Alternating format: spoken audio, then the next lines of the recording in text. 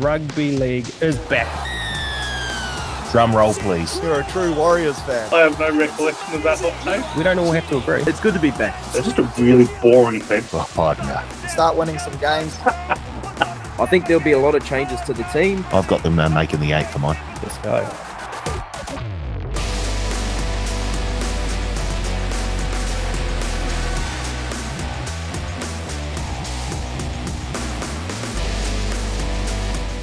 Hello, folks, and welcome back to the Advantage Line, TAB's Rugby League betting podcast. My name is Cal Tiley, joined in studio yet again by Paul Mawate. Paul, how was your week, mate?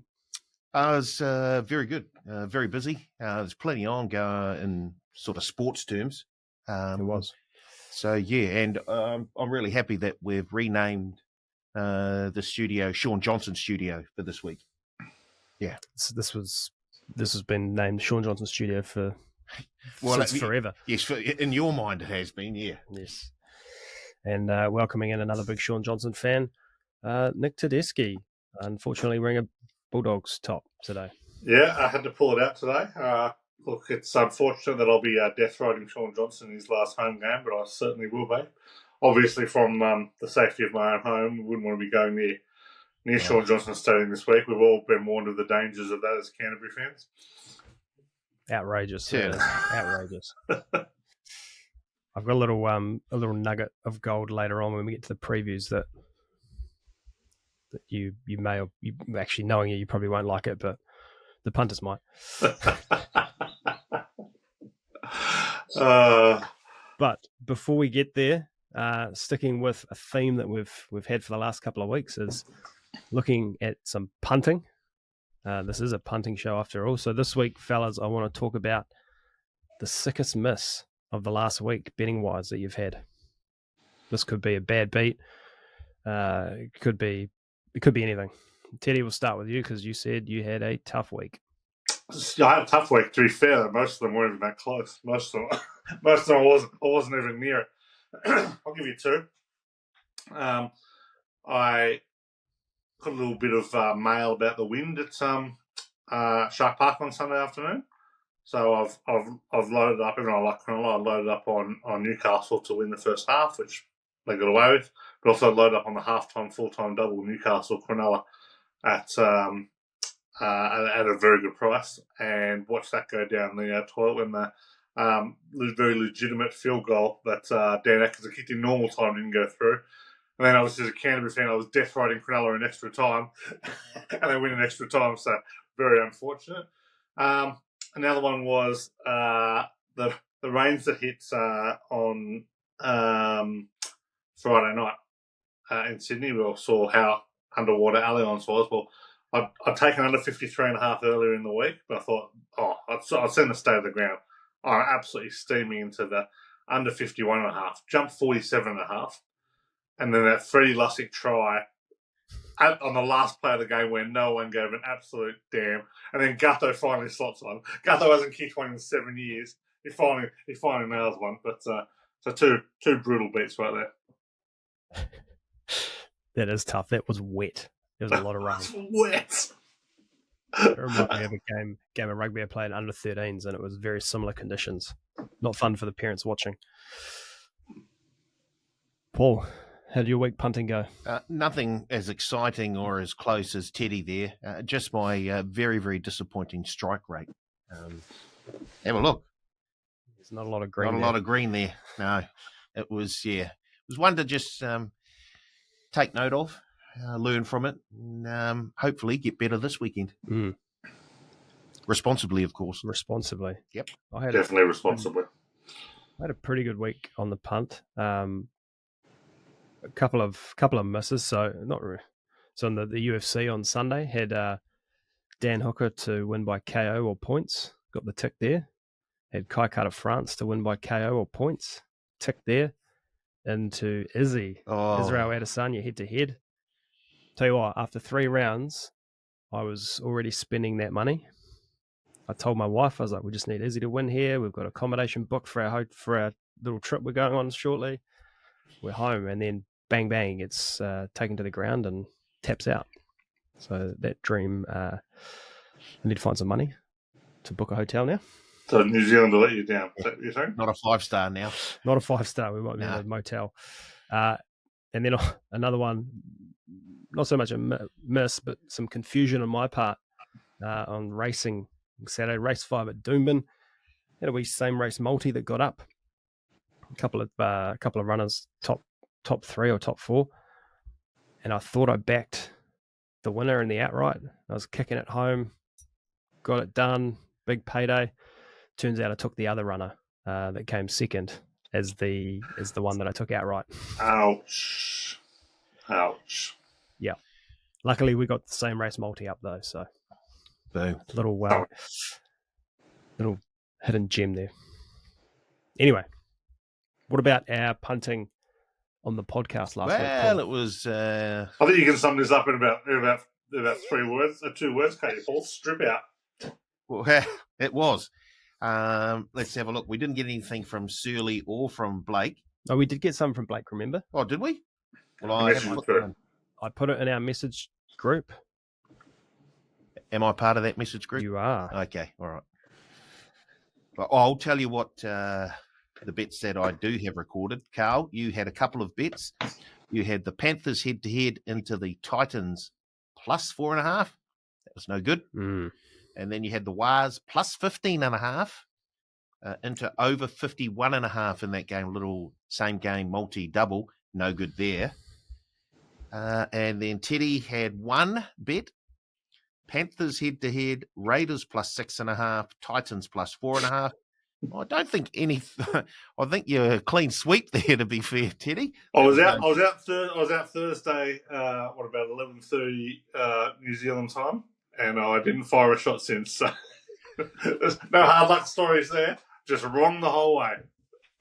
And then I had Panthers 13 and over 61.5 in the Manly Wars game. That was terrible. And then I had the Friday night try bingo.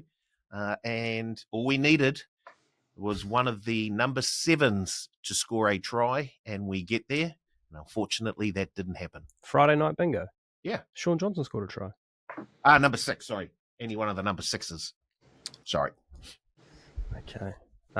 Blake's bets were... Yep. He had 2 multis. Yep. Panthers, Dogs, Knights, $50 on. Okay, no good. He had a same game multi in the Warriors game. Okay. That cashed. Oh, it did? $50 on at $6.10. Warriors plus 15.5. Yep. Turbo to score. Yes, he did. DWZ to score. Yes, he did. There we go. So Blake is up and about. That's... Would that pay? The 305 payout. 50 on it at 305? No, 50 on it at 610. 50 on it at 610. I'll put that in the system. Yeah. But didn't hear from Surly again. I've got Blake's bets this week too. Okay, as Paul does work on the fly. There we are. Now I've just put it to the side now. Cool. Okay. Divided opinion. Kieran Foran reached the 300-game milestone on the weekend. I was looking through the other 50 players that have hit the 300-game milestone. Divided opinion this week. Kieran Foran. I've got this person in my ear again, Paul. Is it in your ear or in your head, Carl? That's the concern part here. Divided opinion this week. Kieran Foran reaching 300 games is one of the great feel-good moments of the last few years in the NRL. I think I actually changed that in our chat to him reaching 300 games is the most impressive of the lot. No, well, that's an easy one. That's no. No? Yeah. Why not? Well, have you seen the other players that have played 300? Yeah. Yeah, not even close. It would not even be close to the most impressive. But it's just because you got injured a lot during the early part of your career doesn't make it all that impressive. Like he's just a middling half. Like someone like Jared Barrea-Hargraves, it's far more impressive to me. Or a Jeff Gerard back in the day who played 300 games in a game when no one reached 300 games. So they're far more impressive for me. Your take, Paul? Yeah, I'm not divided. I stand united with Teddy on this one. You're always going with Teddy. No, I am not always going with Teddy. I cannot stand it. Why is that such an insult, Paul?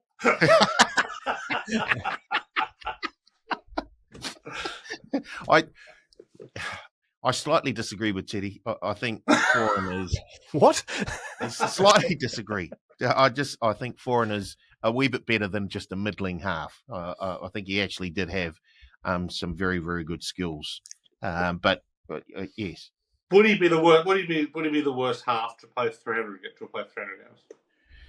I'm just having a look down the list. Now, don't get me wrong. This is 100% not a knock on him, because to play 300 games is an incredible achievement. Yes. But there are some elite halves who have played 300 games. He's better than John Morris. I'll pay that. Yep. Scott Prince? No. Of the halves on that list, yes, he's probably at the bottom. Yeah. But I think just the way he plays and the way he played his whole career, running at the line, hard, tackling, never shies away from defensive work. As you said, Teddy's had some pretty big, long injuries. Like if he... I don't know. I'm just really impressed by it because he seems like he's, for the last 6, 7, 8 years, he's been hanging on by a thread.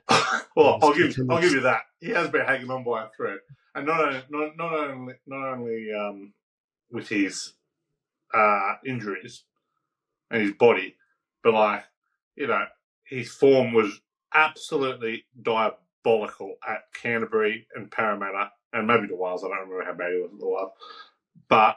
And he's had a few off-field scandals as well, which has kind of managed to keep him in the game. So I'll pay that. Like he has been hanging around. How is he only? What's he, 33 or something? He looks like a 60-year-old. And I think that's part of it. Like he's weathered, he's haggard, he feels like he's been around forever. And I don't know. I just thought it was very impressive. I feel like if he's one of those players that stayed fit, he'd be up near the 400 game mark. Yeah, we missed a lot of games in the early in the career. Yeah, I agree. And he does play tough, but I just a lot of players like Steve Price, Joe Hargraves, Aiden Tolmans and all that stuff kind of going through the middle. I think I'm happy to call those guys. Yeah, Aiden Tolman, really? Like he had a few good years at the Storm and the Dogs when he was starting, but back in his career, he's coming off the bench playing 20 minutes. Come on, he was playing 20 minutes in the front row. And unfortunately, and also, because he was at Canterbury, he was playing a goddamn lot of halfback while he was there as well. Aiden Tolman would have had more touches inside the 20 metres than any other player during the era at Canterbury, including every halfback combined. I don't remember a game where he didn't get the ball in the 20. It's at the point now that we still talk about it. Yeah, he hasn't. Aiden Tolman last played for Canterbury in, 2016, 2017, and we still talk about Aiden Tolman getting the ball in the attacking zone. That's fair. All right. I'm having a look at the halves that have played 300 I think of the plus. halves in there, apart from John Morris, he's the best. And John Morris played everywhere, so yes. Right, look at that, Terry Lamb, the greatest. Did you see Terry Lamb knocking back schooners on the fence at Bundaberg on Wednesday with Josh Reynolds? Nothing has made me happier than watching those two just leaning over the fence, knocking back cans. Unbelievable. Bundaberg was a great visit for the Dogs. Great visit for the Dogs. Everywhere's a great visit for the Dogs. Auckland's about to be a great visit for the Dogs. Yeah, welcome to Shaun Johnson Stadium. No, it's not. You'll be renaming it Toby Sexton Stadium by the end of the game. Please. Toby who? Let's look at... I wanted to have a look at... So obviously it's Shaun Johnson's last home game. The finals are probably off for the Warriors now. Probably. I'll never say never, but probably. Probably. When you're a mathematical chance, you're absolutely cast. I don't even. I'm not even sure. Don't even know if they're mathematical chances. You're going to need Duckworth Lewis for this one. We're going to need a couple of salary cap scandals late in the piece. Wow! Come on now, Dogs. It has happened. But I'm not suggesting that the Dogs are in any way in any sort of salary cap trouble. So I just want to make that clear. Have you seen the players we've got? We won't be in salary cap trouble for Yeah. not paying enough money, for not reaching the cap floor. Exactly. Toby who? It's not like the Dogs pay overs either. Anyway, I wanted to have a look at and get you guys' thoughts on a few. I've got a few names here of sort of guys who've gone out on a high. Some of the highest highs, some sort of pretty low highs. But I just thought we could go down the list and have a chat about these players and how they finished their career. As I say, no finals for SJ, but I think a win at Mount Smart Stadium on Friday would be a pretty good way to go out. Shaun Johnson for Stadium. him. Shaun Johnson Stadium, sorry. Yeah. So I'll start at the top. Cam's. Is the best way to finish your career a grand final victory? Yeah, well, obviously. Okay. All right. No doubt about that. Okay. So Cam Smith won the grand final and then took all of the off-season, absolutely all of the off-season, to announce his retirement. But Still can't believe he retired. Yeah, plenty. no, yeah, I plenty more. thought he was going to go around again.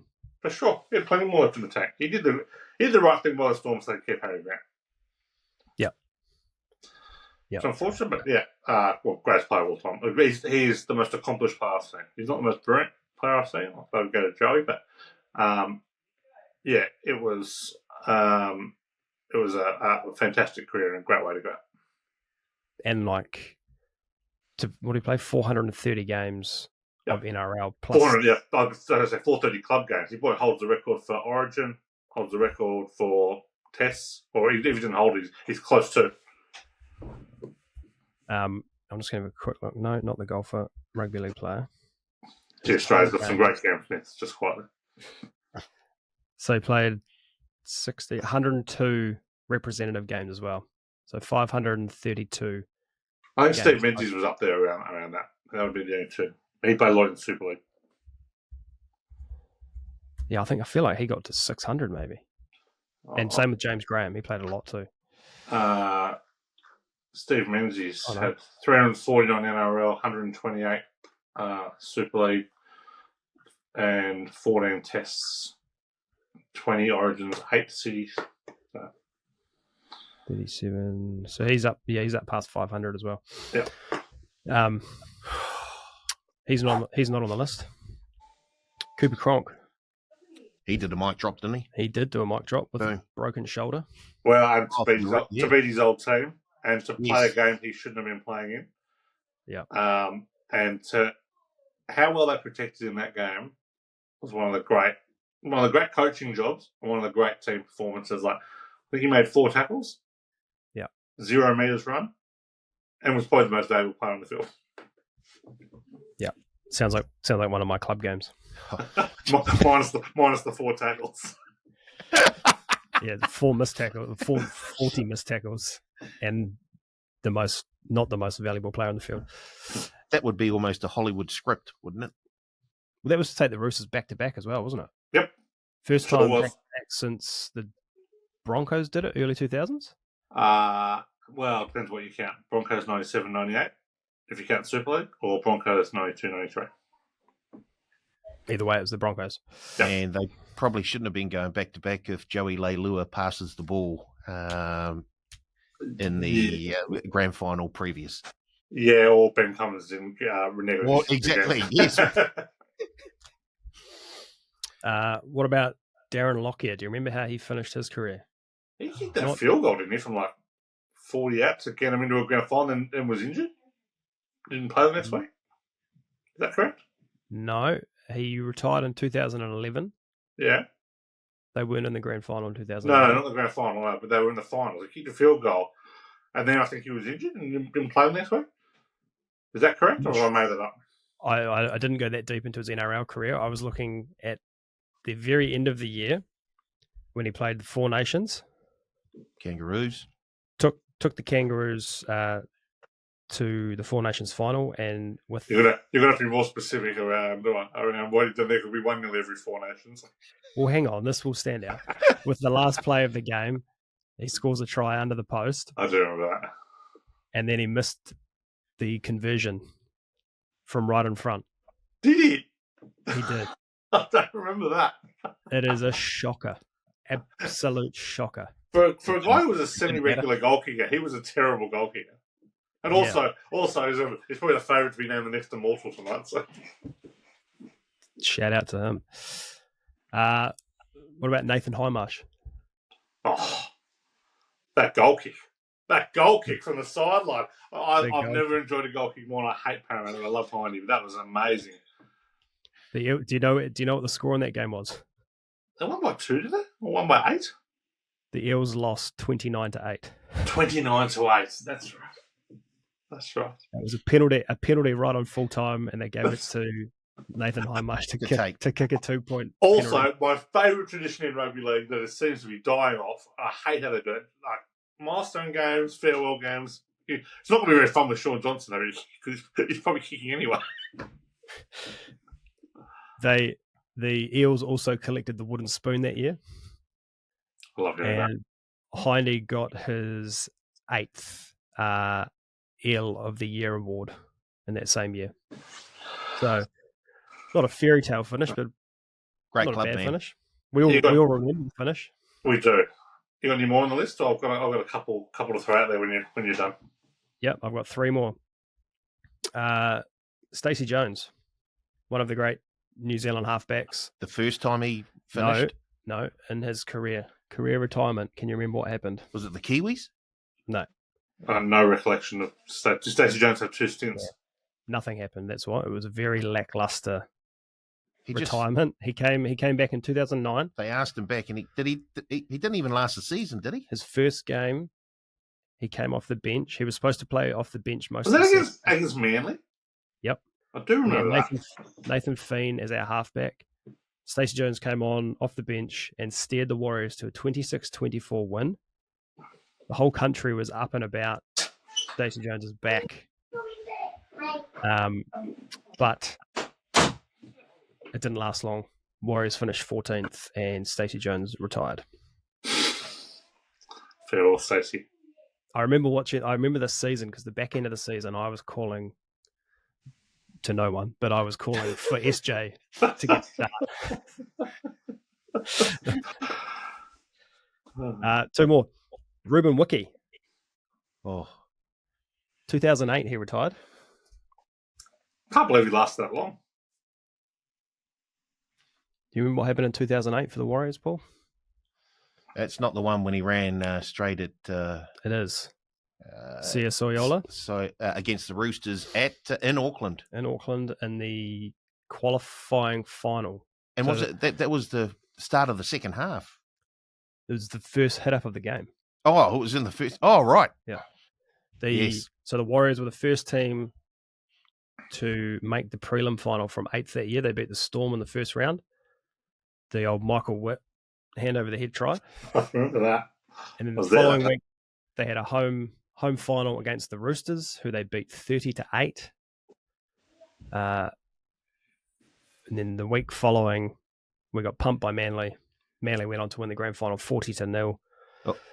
But against the Storm? Against the Storm. Oh, yeah. Yeah. But so Wiki had that massive game against the Roosters, led the charge there. And then he was part of the Kiwis coaching staff. And the Kiwis went on to win the 2008 World Cup final against Australia. Thank you, Billy Slater. Oh, was that up in Brizzy? It was. Yeah, yeah. Do you remember that one, Ted? I do remember that one. I remember winning a fortune. I was all over New Zealand that night. So pretty unpatriotic of me, but the line was way too big.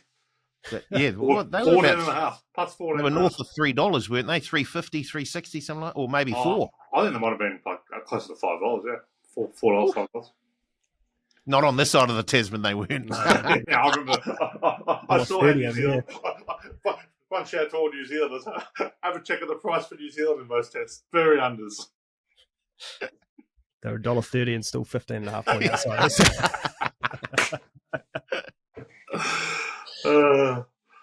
One more from me. Steve Price played for the Dogs and the Warriors. Teddy, can you remember how Steve Price retired?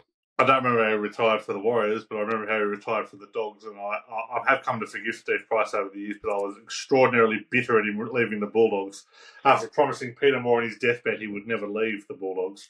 And was not upset to see that he was injured for the 2004 grand final and did not win a premiership. as captain of the club after injuring himself in the preliminary final. So was very happy to see him off that way. But I have come to forgive him, and he's a great player. And I do feel a little bit bad about how I felt that during that period of my life. But I have no recollection of how he retired for the Warriors. Didn't Thurston give his medal to Price? Yeah. And I held that against Thurston for a long time too. Yeah. Oh, Teddy, he's on brand. Can you remember, Paul, how He Steve finished. Price retired? Well, I remember, and I think management made the wrong decision here. They made co-captains. Him and Mannering, I think, were co-captains for Price's last season. So You are incorrect. what? They stripped him of the captaincy and gave it to Mannering in 2009. Oh, that I was furious. Steve Price still played, and he had a pretty good year. He played for the Kangaroos. He played Origin. That was the Origin series. He got knocked out by Brett White. That's a bad sign if you knocked out by Brett White. But he got injured at the back end of that year, or in pre-season, a heel injury, and he'd signed a 1-year contract for 2010. Never set foot on the field. Had to retire because he couldn't get his heel right. So That was I still don't like that decision. And I love Simon Mannering. But Price should have been the captain for that. The last He was a great captain. year. He was a great captain. Yeah. Yeah. Yeah. I think his daughter plays netball for. She does. Australia. Yeah, she's pretty handy. And his son, I think, has been playing lower grades for the Cowboys, not some of the Panthers. Riley Price. So Nice. probably goes to show. So 2008, as I said, the Warriors made the preliminary grand final. 2009, the Warriors finished 14th. So as I was saying, the Warriors finished in the prelim final in 2008, and then 2009, they dropped all the way down to 14th. Yeah, it's all on that decision too. Not great. Cool. I've got a few farewells if you're. Oh, yeah. Yes, Sorry. yeah. Yep. Yeah. Are they all dogs? No, I've got a couple of. I was actually at. This is the opposite of fairy tale. I was at coincidentally with Canberra on a Monday night. I was at Andrew Johns' last game. He played reasonably well. I think Canberra won, and then he injured himself at training that week and never played again. So I was perchance at the most lackluster farewell for one of the greatest players of all time. The greatest fairy tale I haven't even discussed, which was Royce Simmons in the 91 grand final. Grand final. Yeah, I played a lot of dire years for Penrith. Had scored, I think, 7 tries in his career, a long career. Scored a double. Penrith win their first grand final. He promises to have a schooner with everyone in Penrith, and he's still drinking for free out there. And also one of the great humans in rugby league, Royce Simmons, and coincidentally born in the same town as I was. So, Cara boy, shout out to Cara. Terry Lamb's first farewell was incredible. So, obviously, one of the greatest players to ever live. Canterbury had a diabolical 95. The four players signed Parramatta. There was division in the club. We fell into the finals. Last home game at Belmore, packed. Canterbury beat the Cowboys 66-4 in an absolute rout.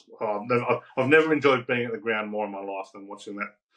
And then went through the finals from, I think, 5th or 6th spot. Massive outsiders every game. Win. Beat Manly, lift the trophy. This is great.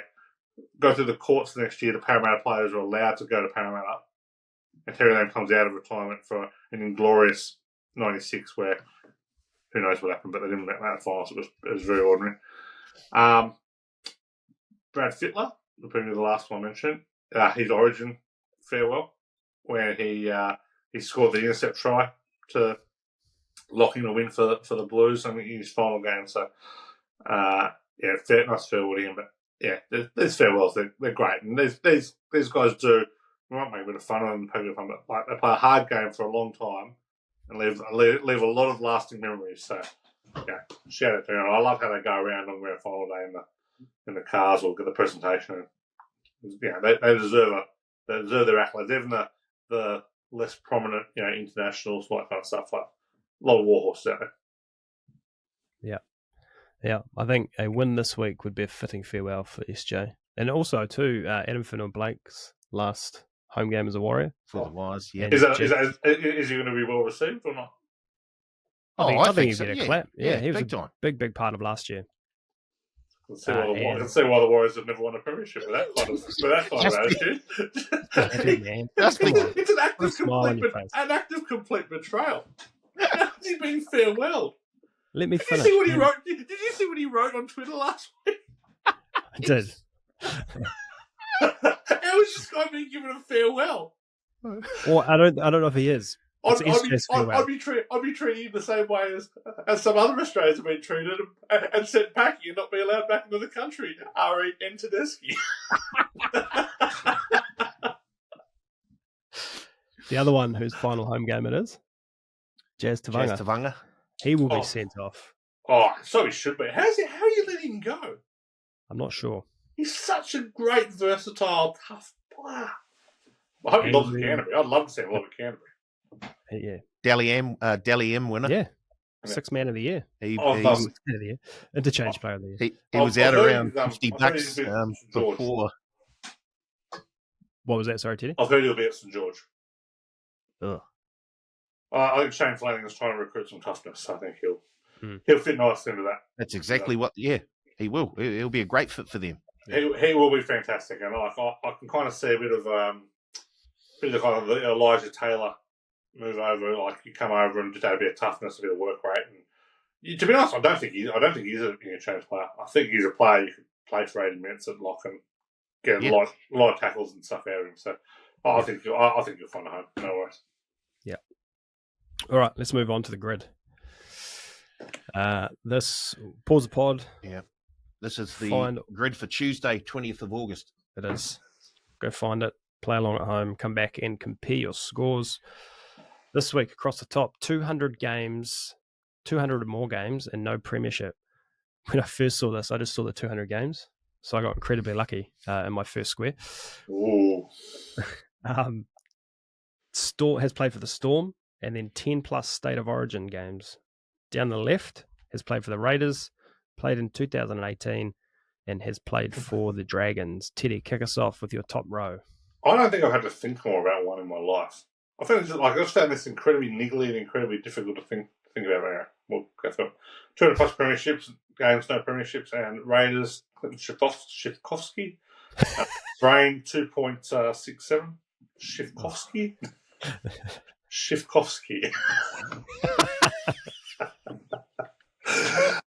It's not getting any easier. Storm and Raiders. Sissy Waka. It's going to bring his last name either. 4.29. I think it's Waka, but Wonga Blake says it differently. And much easier. 10 State of Origins. Raiders. Ben Kennedy. 6.96. Who? Ben Kennedy. Oh. I like how he was the one you had to say who to. I completely butchered the first two names. I don't know if you guys had the Billy Birmingham 12th man wide world of sports over there, but with the fame of, I don't know how it holds up in today's world, but where he's calling a lot of Croatian and Italian names, and then he gets to a soccer and he gets to Smith and he goes, Smith, I hope I pronounced that correctly.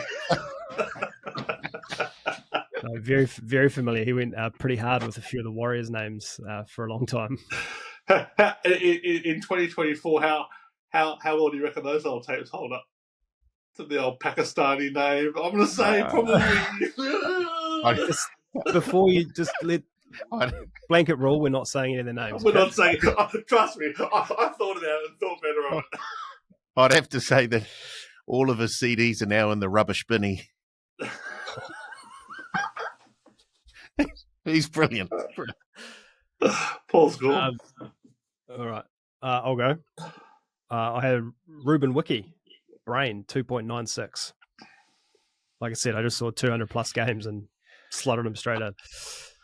I also had Sisa Walker at 4.29. And then I struggled with this one. Josh Dugan, 17.03. I'm quite proud of myself with this grid. In fact, when we get to the last line, I've had a Nick Tedeschi double on the last line. So Ooh. listen out for that. But here we go. Alan Tongue, 3. Andrew McFadden, Wizard, 2.98. Ooh. Sean Berrigan, 11.09. Nice. I had no idea Fadsy played for Melbourne. Yeah. No. Who, McFadden? Yeah. Yeah. Awesome. All right, middle row, Ted. 200 games, no premiership, played in 2018. Josh Jackson, 1.87. Storm played in 2018. Suliasi Vunivalu, 1.06. Brain. And 10 State of Origins played in 2018. Josh Dugan, 1.47. Shaun Johnson, 2.14. One of my go-tos. Tarek Sims, 2.29. And then 10 plus Origins, Valentine Holmes, 1.79. Nice. Right. Unfortunately, anytime there's a no premiership, I always look at a Warrior, and I hope that changes in the not too distant future. I also had Shaun Johnson. I think it was still maybe a chance this year. 2.14. Dale Finucane, 2.71. Josh Papali'i, 2.09. Bottom row. 200 plus games, no premiership, played for St George. He's 14-54 as a head coach over the last 4 years. Trent Barrett. Storm and Dragons, one of my favourite workhorses of all time. Backed him anytime try scorer in a grand final, and he got over and it was disallowed. Brian Norrie, 6.25. And 10 plus State of Origins, St George, Luke Bailey, 4.48. What was your points for Trent Barrett? 2.35 Wizard. First time Trent Barrett's ever done anything for me, just quietly. So. 200 plus games, no premiership. Dragons, Jack de Bellin, 4.60. Storm Dragons, I'm disappointed in you here, Ted. Tom Eisenhuth, 4.36. I should have got Tom Eisenhuth. I was thinking early. I should have got Tom Eisenhuth. And 10 Origins, Dragons, Matt Cooper, 3.49. One of the great centres. I've gone Jack de Bellin as well, 4.60. And here's my Nick Tedeschi finish. 2 of his most favourite NRL personalities. Henry Perinara. Henry the Octopus. Brain, 2.03. And Trent Barrett, Wizard, 2.69. Oh, how good. Paul could be in line for top spot here. I don't think so. How many points, Ted? 31.4. Oh, you are kidding. 42.9. 33.3. Oh! You know what, Paul? I wish I could take some away. You deserved it for that grid. It gets you with the plus 105.5.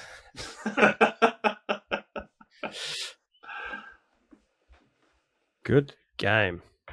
All right, we're going to go straight into previewing this week. No looking back? No looking back, not this week. Because I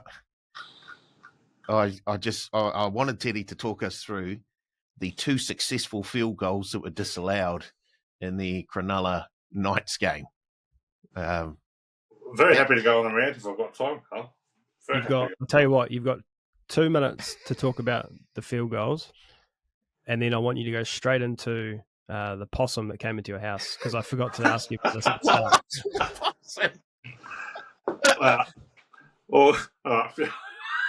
Field goals, but I'll try to think of a segue or possum after this. Sutton was absolutely moronic for trying to call blockers there. You cannot call a player who's in a position to receive a ball behind the ruck a blocker. They weren't blocking. They weren't blocking anyone. They were standing there waiting to receive a pass. You don't have to make it extraordinarily obvious that you're taking a field goal by having no one in front. It's absolutely ridiculous. And the second one, I don't even know if there was anyone in front of him. Like, it was that bad a call, and it was all premeditated to make himself seem smarter than anyone else. So, utterly ridiculous. The bunker. If you want to watch infuriating television, go and watch Graham Annesley on Monday afternoon. Defend that. He's like, the bunker can't rule on offside. So they can't rule an offside for a field goal, but they can rule an offside in every other play, including Jack Howard on Thursday night when he was a metre offside from a 20-metre tap, and every offside of every kick chase that goes forward, which they rule offside. Absolute garbage, that is. Fun fact, though, Paul, Caleb Ponga's one did not go through. Oh, did it not? Caleb Ponga's field goal did not go through. Hit the post and was just on the outside of it. Been overlooked. I thought it went through. But on 360 last night, they showed it did not go through. So absolutely ridiculous. And Sutton was also the official in the bunker who was responsible for the first try for the Storm on Thursday night when there was a clear obstruction. By the way, they've been delivering it all year. When Nathan Cleary was taken out, I agree. Bad defensive read. Should have been a try. That should be a try all year. Hasn't been. That stuff has been called up black and white every time. We get 4 weeks out from the finals. Anyway, he should not be anywhere near an NRL field. Something he's very capable of being a good referee who just thinks he's smarter than everyone else. So that's a concern. Now, Possum. I say, speaking of someone who's smarter than everyone else, there was a possum that got into your house this week, Ted. What? Well, Australia's a tough nation to live in, Carl. And you've got to be a tough breed to live over here. It's not. I once heard that you could walk from the top of New Zealand to the bottom and barefoot, and you're not going to get bitten by a snake. Well, good luck trying that in Australia. It's a tough world out there. Let alone it would take you 400 years to do it. Australia's so big. Australia's so big. Yeah. It's neck and neck between Eisenhuth and Tedeschi. They're almost at Invercargill. 2 snails going at it. Anyway, wake up somewhere. I wasn't awake. I woke up to a screech. My wife had gone in for a shower, and sitting on the windowsill of our bathroom was a possum the size of a small dingo. It was massive. It was absolutely massive. So I go and have a look, and Carl found this quite amusing, and I just pull out the old Jesus. Anyway, shut the door, make a turn, and this is where I became probably known as the possum hunter. You know, I go, well, I've got to protect the family here. We all know that, the possums are the skunks of Australia. If they urinate in your room, you're never going to get it out. It's like you've got to attack this quickly. So they've got vicious claws, a vicious bite. Oh, I'm thinking I've got to do something here. So I get up, I get a towel, and I am getting, and it's wrestling and squirming away, and I'm thinking, oh God, it's going to get me. Escapes from the towel. Oh, the door's closed. It's just a possum and I in the bathroom. It's moving. It is not happy. I've woken it from a sleep. It is absolute carnage right now. I'm thinking I cannot get bitten by this thing. I'm going to have to get a rabies shot. This is awful. So I've just made one big leap at it with the towel and covered it with the towel and got it and put it outside the window. Now, none of that actually happened. None of that actually happened. The possum's still there. I called for help. The help took a long time to come. I put a banana on the windowsill. It half woke up and moved outside, and then the people came out and gave it a gentle push. And that was the possum. Oh. You Kiwis will believe any stories about Australia.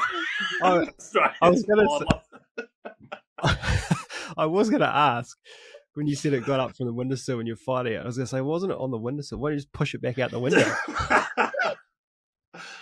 Well, we didn't think about that, but it was at like a tough angle to be able to get it out. We needed to kind of get it, because it had come so far in.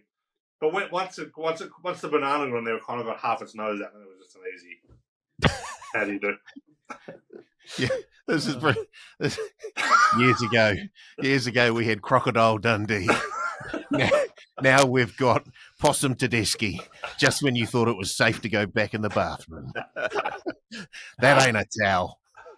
I'll tell you what, though, like, they are not pleasant creatures to look at.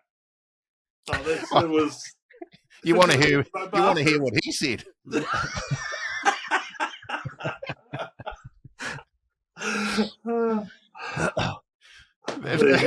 That's done me. The possum hunter. It is too good. Good to know the boys can look up to their father for some. I'll tell this to their grandkids one day. Oh, shit. All right. Let's have a look at this week. And we're going to start with the Warriors v Dogs. They are $2.55. The Bulldogs $1.53. Bulldogs 5.5 point favourites. The total points line is set at 44.5. Before we get into this preview proper, we've been doing a lot of work recently with ChatGPT, upskilling and looking for areas we can use ChatGPT in our workday. So in prep for this podcast, I've asked ChatGPT to look at the last 10 matches between the Warriors and Bulldogs and spit out some stats for me. At the top of the list, this is going from most recent to most not recent. August 23, 2024. Now, if you're listening to this live, it's August 21 today. August 23 is 2 days away. So either ChatGPT knows that I'm a sicko Warriors fan and is manipulating the hell out of me, or can see into the future. Here is what ChatGPT said about the Warriors vs Bulldogs on Friday, 23rd of August, 2024. Scoreline, Warriors 28, Bulldogs 18. The Warriors secured a solid win with strong performances from Shaun Johnson, who orchestrated the attack with 2 try assists. Dallin Watene-Zelezniak and Adam Fanua-Blake were key try scorers. That's the preview. That's it. There we go. That sounds like a chat GP. What is it? GPT. Same game multi. It absolutely is, and that may feature later on. Teddy, your thoughts on the prediction?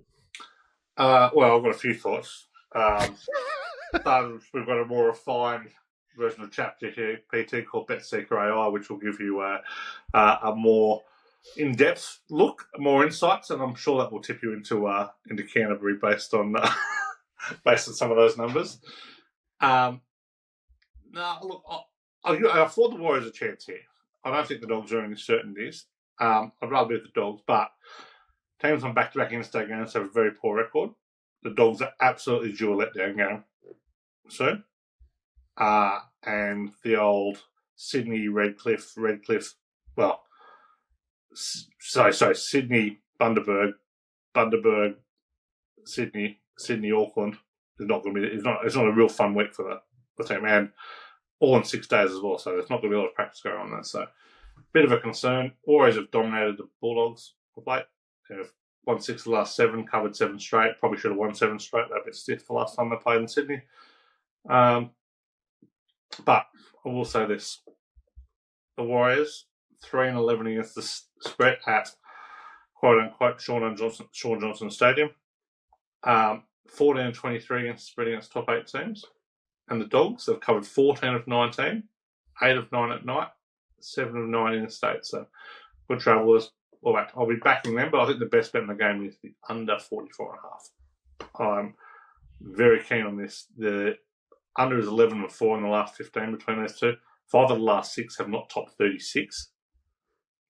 There's no way the Warriors are scoring points on the Bulldogs, but the Warriors can hold the Bulldogs. The Bulldogs' attack is a bit hot and cold, so I'm more than happy to say the Warriors can win a low-scoring game in this one. But the under 62.1% when bottom 4 teams are off a loss of 7 or more, kicks the Warriors, bottom 14. And 9-2 when the Dogs are off a double-digit win. So I think that even though it's a low total for what we're seeing lately, 44.5 seems way too big. How much? I'll go to you, Paul. How much does the fact that it's SJ's last game, Jazz's last game at home, how much does that play into your considerations around this game?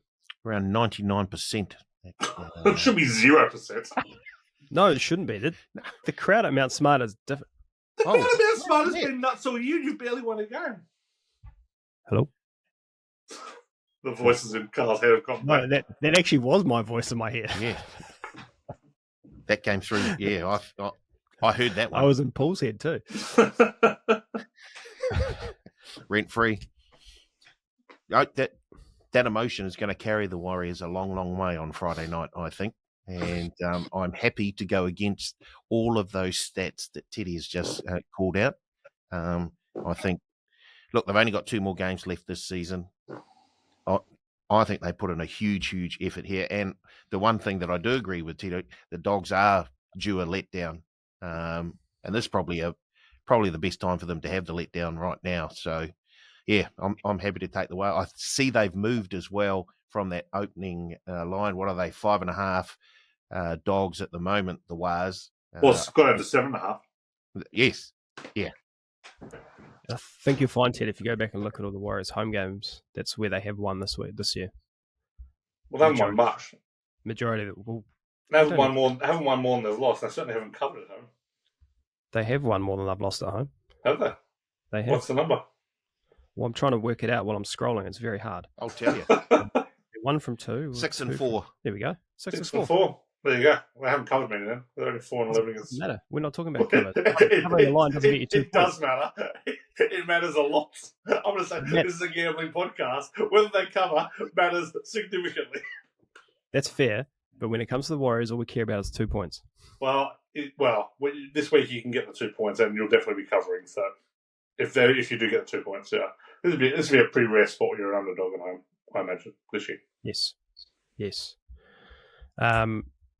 Couple of just onto the emotion stuff though, like from just a pure gambling point of view. Take away your emotion with Shaun Johnson. I reckon these are absolutely the games to bet against those teams. Like, I reckon it is way overfactored in the market as to that emotion. I've got no indication that the Warriors haven't been trying all year. The Warriors, it's got nothing to do with trying as to their... Like, some teams you go, well, they're just dogging it. They want to get rid of the coach. Warriors have been trying all year. They just haven't been playing well. And it's very hard just to turn around. Against a team that is letting in fewer tries per game than Penrith. Yeah. Well, we looked at it last week, all the games that finished within 4 points. Like, yeah. The Warriors, while the Warriors season's been bad, it's not that bad. No. I haven't gone through it, but one of my key indicators year on year is how teams go in one-score games, so 6 or less. And if teams have a very bad record on that, they usually bounce back the next year, which has me very, very scared about the Bulldogs next year, because I'm pretty sure we're about 10 and 0 in one-score games. So, but yeah, I just think from just a gambling theory point of view, like I always play against teams in this situation. Like, call me unfun, call me boring, but I'm very much like that emotion is way overplayed. You're not unfun. You hunted a possum in your own house. I at least find someone to hunt a possum. Couple of try scorers. The Fox has scored at least 1 try in his last 5 against the Wars. He scored 5 in his last 4 games. Bronson Cherry, 5 in his last 5. And DWZ, 3 tries in his last 4 games. There you go again. And Fox was left short of try by one of the great chasers in history. Maybe the moment of the year when Hammer ran the Fox down. That was just... Even as a Bulldogs fan, I was cheering Hammer. That was incredible. Got him. Topped him out at 40 kilometres per hour. That is unbelievable. Fast. And the fastest man in league is back. He did not even look like he was moving that fast, that Hammer. That's how good he glides. Yeah. Anything else on that game, on the Warriors game? No, I'm just very, very keen. I know, well, it's a sold-out crowd, as it has been all season long. And kudos to the Warriors fans and New Zealanders for that. That's incredible effort. I don't think it's been done in the history of the league. So. No, it's pretty impressive. Yeah, very impressive. Pretty impressive. One other try scorer note there as well. Bronson Cherry, absolutely airborne at the moment. Yep. He scored 5 tries in his last 6 or 7 games. He is tremendous value in the model I've been up. He'd be, I think, 3rd or 4th best value bet of the week. Bronson Cherry. So 5 in his last 5, and I think he got 1 or 2 against the Warriors in that. I think just one. I'm not sure. I can't remember. He's playing well. He's back to the elite form we saw in his rookie year, 5 years back. But they're playing really well that left side, and he's getting a lot of good ball. Having Fox outside opens things up for him a little bit as well. Yeah. The other games. So I'm really keen to look at that that 8th 8th, spot 9th, line. 10th. Yeah. So Dragons are in 8th on 28 points. Dolphins 9th, 26. Then Broncos, Knights, and Raiders all sitting on 24 points. Some things could happen this week. Broncos are $1.35 favourite against the Eels.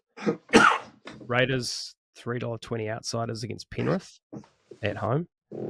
Storm are playing the Dolphins playing Storm at Amy Park. They're $5.40 head to head and 15.5 point outsiders. Knights are looking for their 9th straight away win as a favourite. They're $1.46 against the Bunnies. And Dragons hosting the Sharks are $2.30 and 3.5 point outsiders. Teddy, which game do you want to dive into there? Some good ones there. There's some good ones there. All right, why don't we delve into? Okay, we'll delve into the best one. I reckon this is the most important game, the last one, Dragons Sharks. Yeah. Because not only where the Dragons are at, currently 8th, and keep winning, but Sharks clinging onto a top 4 spot as well, and Canterbury are chasing them hard. So, particularly if Canterbury win, massive game for the Sharks. I think the Dragons might be being a bit underestimated here. And they're going to have to keep winning, and that's going to cause some issues for some of those teams on 24 points. But they've covered 15 of 20 at Wollongong, 9 of the last 12 are underdog at Wollongong. Pretty handy. The problem is they don't back up well off a win. Cronulla, all the numbers are favouring them. They've won 8 straight. They've won the last 2 in Wollongong. They are 18 and 10 against the spread on the road off a win, but I'm just not sure they're playing them well. I thought after the first 15 minutes last week, I thought they were pretty ordinary against the Knights. I know they get Trindle back this week. He's a try scorer you need to include in all your stuff. He has scored in 5 straight, which is remarkable for a halfback, scoring 5 straight. So he's back this week. But yeah, I'm not sure the Sharks should be road favourites at the moment. I think the Dragons are going well and playing tough. I'll be the Dragons. Well, I've got a stat here that Cronulla have failed to cover the line in their last 8 games as a favourite. Wow, huge. So that was 3.5 points. But they have, like you say, they've dominated the fixture. They've won 9 of the last 10. And in those last 10, the average winning margin is 14.7. Yeah, they've won 4 of the last 5 by double digits. So yeah, they've been flogging off late. But you've got to remember they've been pretty diabolical, some George teams, and ones that have been poorly coached. Whatever you say this year, Shane Flanagan has got this team flying. Like, yeah, they wouldn't spin favourites. Blake Pitt and Pitt win 1 game. But that's how bad they were considered pre-season. Like, this is, you're not throwing anyone under the bus. Like, these guys were considered an extraordinarily poor side. And now they're fighting out for a top 8 spot. And probably favoured to get there. So, Flano going back against Sharks too, factor? Yeah. Yes. And not so much the emotional factor. I think he knows a lot about the Sharks and the Sharks players, how they do things. And he's a bit of a dog, Shane Flanagan. Like, he will get as filthy as it gets to get that win. So I like it. A reporter must have asked him a question. You know, who are you playing next week? Is I don't know who we're playing. They'll right smile and walk away. Be a bit of needle in that game. Will it fall? That was scary. What do you like in that game? I love the Dragons at home. As Teddy said, they are a completely different team and not just the results, but their actual discipline, the way they go about winning games. I've been so impressed. You know, you look at the lineup. There's no real standout superstars there outside of Ben Hunt, and he's getting towards the end of his career. He's been able to, I think, sort of.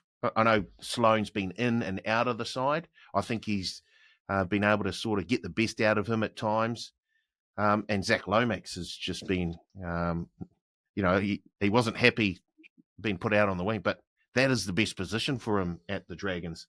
So, yeah, he's done a fantastic job, Flanagan. with the Dragons, and I think they're good enough to beat these guys. Look, they've got a wee bit of a buffer between themselves and the Dolphins. Well, I say that because the Dolphins are, $5 outsiders this week. I think I'd love to see the Dolphins in there, but I don't mind seeing the Dragons in there just because of the way that they've come back. Obviously, I don't know, Coach of the Year is, if it wasn't for the way Serraldo had gone with the Dogs, I think Flanagan he'd be the number one nominee for Coach of the Year. But I think he's still a massive chance to anyway, based on the people who'll be voting for it. So I'm pretty sure Buzz is involved in it, so Flanagan's immoral. I can see another letter coming. I can't. I'm too scared to stay away to bet in this game. Yeah, get out of it. I'm not. I can see both sides. Won't stop you though. No, it won't. What's the last game? Is it? If it's on a weekday, it might. Don't get me wrong. There's been absolute outrage internally at TAB New Zealand. After this podcast, I'm going to send you my bet slips from the last week, and you can go through them all and just check that we're on track. Is every day covered? It'd be close. Good. I'm pleased to hear that. Because there's certain members of the TAB who've reached out to me in absolute disgust that 2 of the 3 members of a betting podcast went 3 days without a bet. You've one quiet week, and you get. It was I'll tell you, you're the host with the rundown. It was a bad week to put that segment on. Look. Okay. All right, pick one more game, and then we've got to wrap up because we are going to get kicked out of this studio very fast. Raiders Panthers. Go for it. I thought Panthers are absolutely 2 stats. Do it real quick. Panthers off a loss, 15-2 against the spread. Top 4 teams off a loss from round 21 onwards, cover 85%. All in Penrith. They've won their last 5 against the Raiders by 13 plus as well. Yeah. They've averaged 34.6 points a game over that run. $2.20 in the Panthers 13 plus. Yep. And there's no reaction to Nathan Cleary not being there. Yeah. Like Schneider's in very ample half. And I found a little stat about Jerome Luai. Hasn't scored a try in 13 games at 5'8" this year. Scored 3 tries in 5 games at halfback. He runs a lot more as I'm said. Okay, good to know. I don't think I don't reckon you could have got the Panthers more than $2 for a 13 plus in the last few years, very many times at all. Not against a team outside the 8. Yeah. Sorry. Yeah. Any game you want to look at quickly? No, but I've got a hunch. Oh God. Look, this is. Let's go. Give it to us. Right, I didn't have a hunch, but after listening to this podcast, I've got one now. Because Teddy's house was invaded by a possum, I get the feeling, and look at it, and he is wearing a Bulldogs, jersey? Little zip. Oh, yeah, top. He's got a Bulldogs top on, blue and white. Because the possum was in his house and he struggled to get rid of it, I think the Bulldogs are going to be like a possum in the headlights this Friday night at Shaun Johnson Stadium. So my hunch is up the Waz. The Waz will win Friday night to send Shaun Johnson off at his final home game. Hopefully we're treated as gently as the possum was in this house. And not like reports are of how Bulldogs fans will be treated by those mean, nasty Warriors fans. We're going to set a little trail of bananas out Mount Smart and watch them leave. Fake news. All right, let's get to some betting. We've got $100 each to spend on what we like in the NRL. I'm going to start with Blake's because I have his in front of me. And he said, after last week, I'm full of confidence coming for top spot. Mate, you are kidding yourself. 2-leg multi. Storm 13 plus. Sharks 1 to 12. $50 on at $5.19. And then a same game multi. SJ to score. Wires 1 to 12. Over 36.5 points. $50 on at $12.19. That is Blake. Teddy, what do you got? I have a treble. We're going to have $80 on this treble. It is over 53.5 in the Tigers Manly game. Into the Panthers minus 9.5. Into the Knights to win. $5.13. We're going to have $80 on that. We're going to have $20 on a two-leg try scorer double. Jerome Luai into Victor Radley to both score. So I'll get the price. I'll get the price. We'll go to Paul and I'll fire up the price. Yeah, but it'll be around the $8 one. One bet for mine. I'm going to take the Wars to win at $2.55 into the Dragons 13 and over. Ooh. That comes out at $12.75. The whole hundy on. I'll be just above water. Leary. I am going to take the Chat GPT same game multi. See it all now. Warriors 1-12. Dallin Watene-Zelezniak, anytime try scorer. Adam Fanua-Blake, anytime try scorer. And the Warriors to score 20 plus points. $20 on that at $60.08. And my remaining $80 will be on the Penrith Panthers 13 plus at $2.20. Like it. Bang. $8.71, Paul. For that double. $8.71 for your one. For the try score double. Promos? What have we got? We've got the Oval Ball Mega Multi. Once again, one per day. I'm just having a look down the page for the NRL. There we are. NRL 3 or more leg, same game multi, bonus cash back. If one leg fails, up to $50, Thursday to Sunday, one per game. It's available on all games this weekend. Check out all the T's and C's at tab.co.nz. Perfect. Teddy, thank you very much for your time today. Pleasure. Let's go back to wrestling some possums and fighting other wildlife.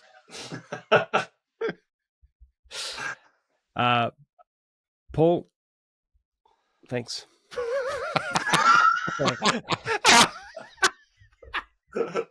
What a begrudging thanks that was. I was putting together another multi. Thanks. Good stuff, bud. Yeah. I hope Shaun Johnson doesn't get sent off like this. And to all the punters, thank you. We'll be back next week to do it all again.